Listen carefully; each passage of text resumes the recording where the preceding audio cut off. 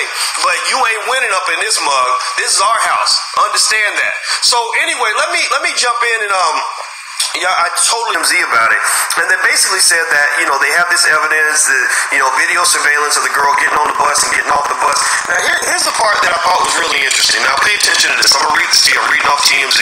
This is the part I want to dig into a little bit, because I think that this really, you know, sort of reflects the problems that are in our community right now. And I'm going to give you some data that kind of backs up what I'm saying. I'm not just talking from the hip. I'm really talking from a place of concern here. So listen to this. It says the police docs include Nelly and Green. Green is the young lady who says that she was raped. Green's versions of what went down on the bus, and they're vastly different. Nelly told police that their sex, which was both oral and vaginal, was consensual, and Green had removed her own clothing. Okay, all right, that's, you know, standard he said, she said type situation. Okay, but here's the interesting thing. He says he did not use a condom, but also said he did not ejaculate. He claimed Green only got upset because he was sleeping with one of the dancers, etc., etc. So let's rewind that. He says he did not use a condom, but also said he did not ejaculate. He says he did not use a condom. And so you're telling me, now she says she has her version. She says that Nelly threw on the bed and said, "You're going to take this dick." She says, dang, I said another cuss word. I was reading the story. That shouldn't count, but I told you guys I'd do the swear jar, so that's number 7. So seven times today I will give away $50 worth of Bitcoin. I promise you I'm going to keep my word. Okay, he says, "You're going to take this DICK." And she says and then she says that he said, "That's my PUSSY." She also says that there was forcible sex that lasted for 30 minutes, and she believed he had ejaculated inside of her and also on her backside and front. So I mean, did y'all catch that? This sounds like inside, the back, and the front. That's a lot of it. Y'all, just kids watching, but just let's keep going. All right. So here's the thing. Here's what's interesting, right? Besides that weird thing that he's apparently has like more like a truckload of semen inside his body, inside, the back, and the front. That's just a lot. That's a lot. That's you know. So. Okay, so anyway, let's get back to what we're being serious now. Be serious, okay. Putting on my serious face again. Alright, he says he did not use a condom. So here's what's interesting, right? And this is something that everybody has to process. Okay, Nelly is a dude that would be defined, you know, a person who specializes in reproductive habits of any particular species might define Nelly to be what they call an alpha male. Every species has its alpha males. Y'all don't know this, but in most species, 5% of the males produce 95% of the offspring. 5% of the males produce 95% of the offspring in most of what they call trophy species. Professor Ken Sapolsky from Stanford does amazing lectures on what makes human beings mate, you know, what makes them want sex. That's why my opinion sounds so weird, is because I've read a lot of stuff about this, and I believe most people just get this wrong. They don't understand the basics of survival of the fittest and things like that. They want to believe the world is supposed to be a fairy tale. It just ain't. You know, so there's certain males, you know, who tend to be the strongest, the most famous, the wealthiest. For animals, it might be the lion or the zebra that has the most territory, can get the most food, they're stronger than the other zebras. For a peacock, it might be the one with the biggest, brightest feathers, or maybe you might see 2 alligators fight it out, and the woman chooses the one who won the fight. The same way you have 2 basketball players compete in the big game, and every girl wants to sleep with the guy, or not every girl, but a lot of girls want to sleep with the guy who won the championship, right? There's a reason why the captain of the football team, in a lot of your high schools, the captain of the football team would date the captain of the cheerleading squad. Do you follow me? I hope I'm not getting going too far past the GED section, because this is not how we operate. I believe all of you guys are capable of the highest level of intelligence, so I'm not going to dumb it down because some people believe black people can't, absorb complex ideas, right? Everybody understands sex. If you don't, then you should learn about it. It's fun. It's interesting. So here's the thing.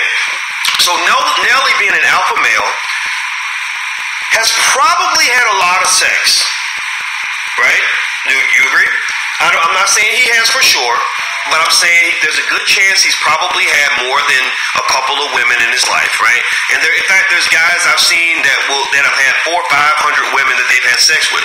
Now, and given that he's alpha male, famous, rich, everything else, and good looking dude, you know, the ladies think he's a sex symbol.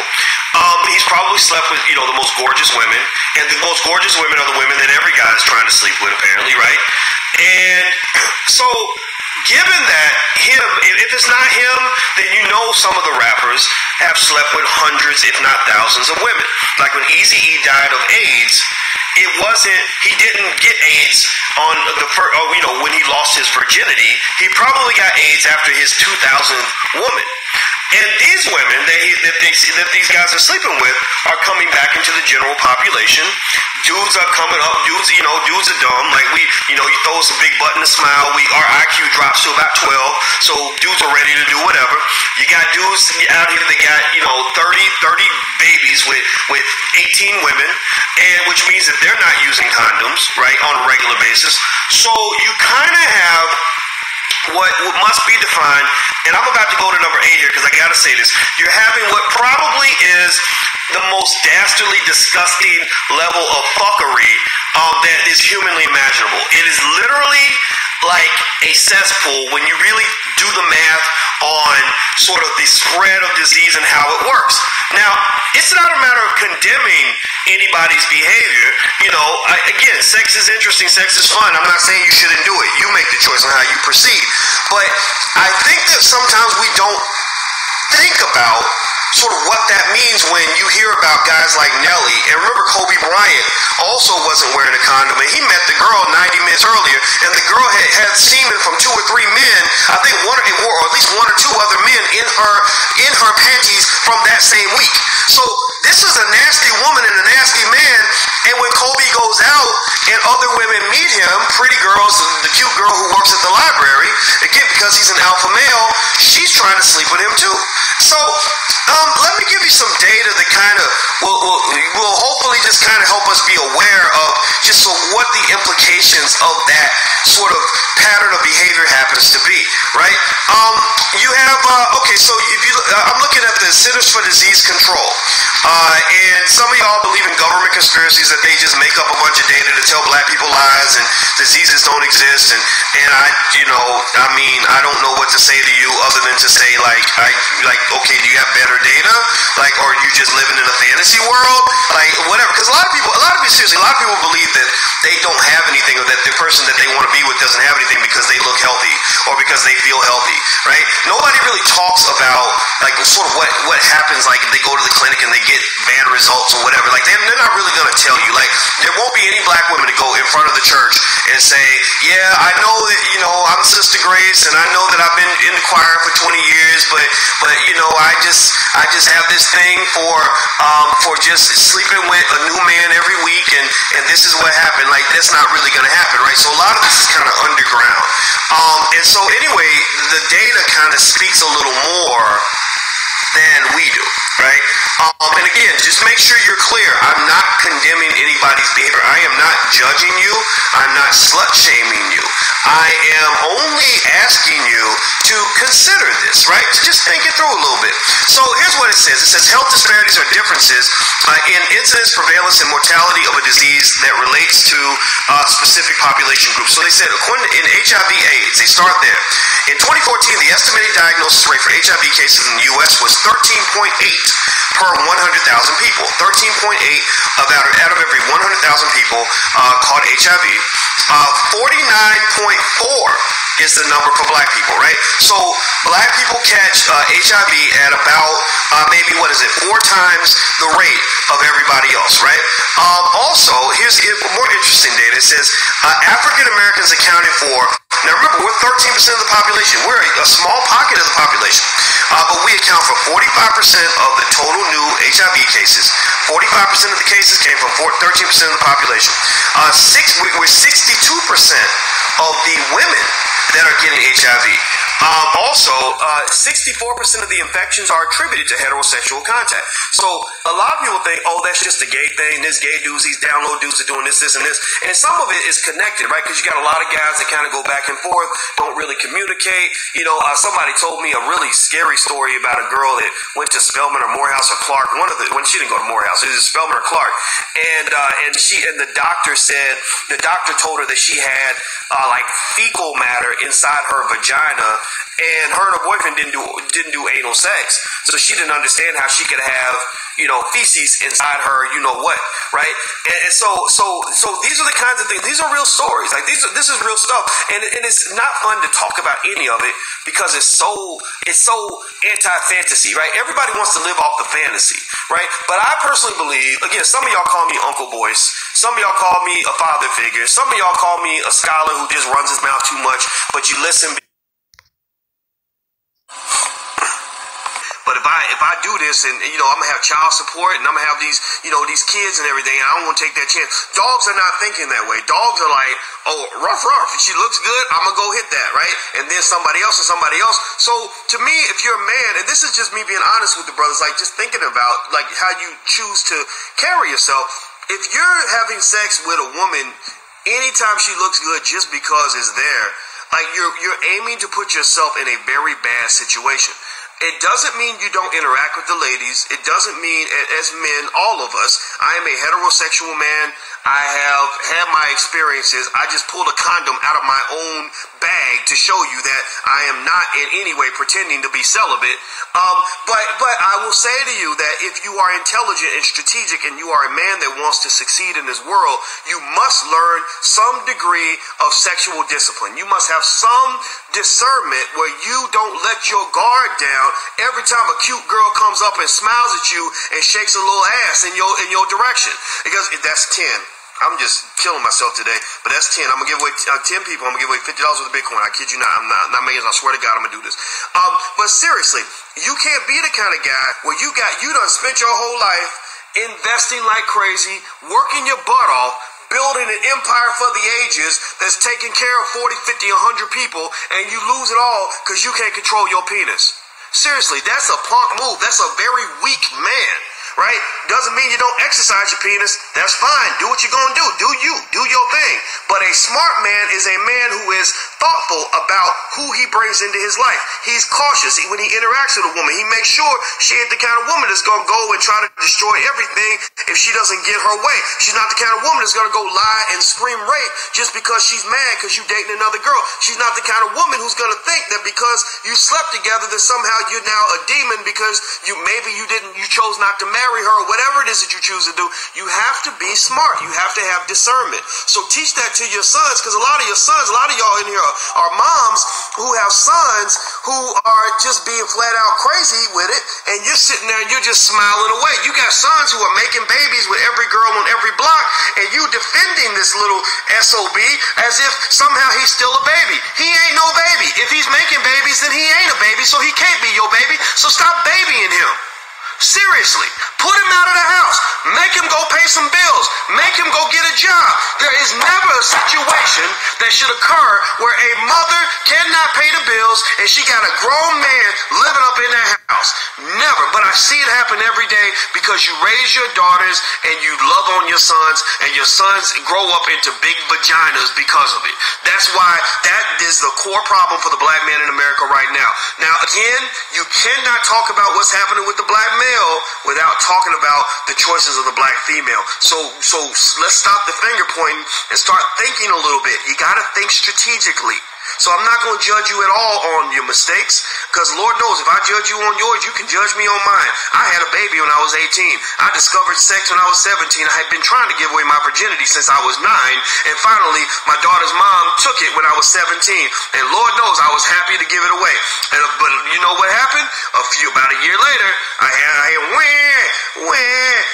my baby's born in the middle of the Cosby Show, and I have 18 years of child support to pay. And it was very, very difficult. I probably spent more money on child support than it cost to fund NASA for a year. But I had a responsibility because of something that I chose to do. So at the end of the day, for black people to advance and to evolve and for us to elevate our situation. We must learn the connection between actions and consequences. If we cannot learn the connection between actions and consequences, then we will continue to fail. We are going to continue to ruin our own lives and then act like somebody else did it. Or put ourselves in bad situations and then just keep saying, well, Jesus, please come fix it. Why should Jesus come fix it when you're the one who messed it up? Why don't you say, Joe, come fix it, because Joe messed it up. If your name is Joe, then if it needs to be fixed, then you messed it up, Joe. So you come back and fix it. Seriously. And here's the thing. Fixing it is very, very hard to do. It's preventing it that actually saves you the most trouble. If I was to point out any keys to success, I know I told you guys I don't talk about the Oprah Harvey Weinstein thing. I'm actually save that for a different podcast because I feel like this is a more relevant topic. If I was to sort of name anything that was a key to success in terms of things that I figured out young and early that helped me a lot, it was thinking more strategically, thinking like a chess player. Now I don't play chess, but I'm pretty good at poker, which is a lot like chess. It's based on psychology, math, and strategy. Also, my master's degree was in mathematics. So naturally speaking, mathematics, strategy, chess, poker, things like that, they teach you to think several steps ahead. So that means that if you meet somebody and you're thinking about possibly going on a date with them, you got to think, well, the date could lead to this, and then that could lead to that. So step A could lead to step B, which could lead to step C, which could lead to step D. I don't like step D, so that means I'm going to change how I pursue steps A, B, and C. A lot of people don't do that. They're only able to play checkers. And that means they're thinking about step A when it's happening. Then they're thinking about step B right when it's happening. And then they get to D and they're like, oh my God, what have I got myself into? Like, you don't want to think that way. Strategic thinking is very, very important. So by strategically thinking, when I was younger and making plans, this sister mentions planning. I agree, Queen Medea, not Medea. I won't call you Medea. By planning, it allowed me to identify trouble spots before they occur. So I sit down with somebody. I do that to this day. I sat down in a meeting not too long ago with a lady I met, and from that first meeting, I did not like what I was hearing. I felt a little uncomfortable. So then what I did was I repositioned myself so that if things didn't work out the right way, it wouldn't be a messy situation, right? So you got to think strategically if you want to win. Because I'm going to tell you, when the white man's plotting to kill you, when the white man is plotting to exterminate you, which I do believe the STDs are one way that they're trying to do that. I don't dismiss the conspiracy theories, if you want to call them that, of HIV being created in Africa, stuff like that. I don't doubt that. I mean, people still don't really know where this mysterious disease came from that's suddenly killing a bunch of Africans, right? But when he's planning to kill you, he is thinking very strategically. So if you are going to confront him and to counter white supremacy, you must think strategically, especially for the men, because in warfare, men try to kill other men first. So that's why they killed off the black father. That's why they killed off the black family. That's why they put the black men in prison. If you ever want to see some of the strongest, most intelligent brothers you'll ever meet in your life, go to visit the state penitentiary. Go visit the federal pen where these brothers got 150 years for dealing dope back in the 1980s and the 1990s. You'll meet some really intelligent guys.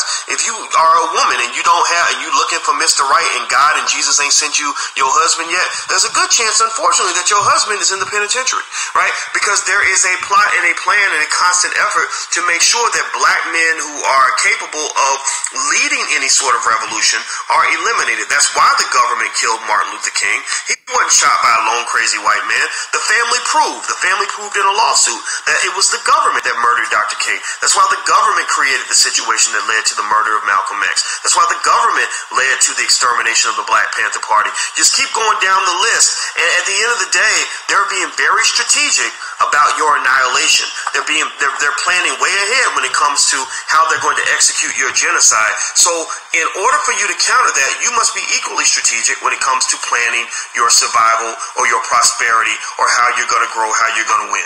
Okay? And then if there's any area where strategy is more relevant, it is in your personal relationships, because personal relationships are driven by emotion and passion. We just get in a moment and we get carried away. So the more strategic and logical you can be in your personal personal relationships, the better off you can be, because a bad relationship will ruin your empire faster than anything. Go ask people. I spoke to actor Miguel Nunez the other day, from Juana Man, and he was he came by, and one of the first things he told me about was, he said, I had a lot of money, I had hundreds of thousands of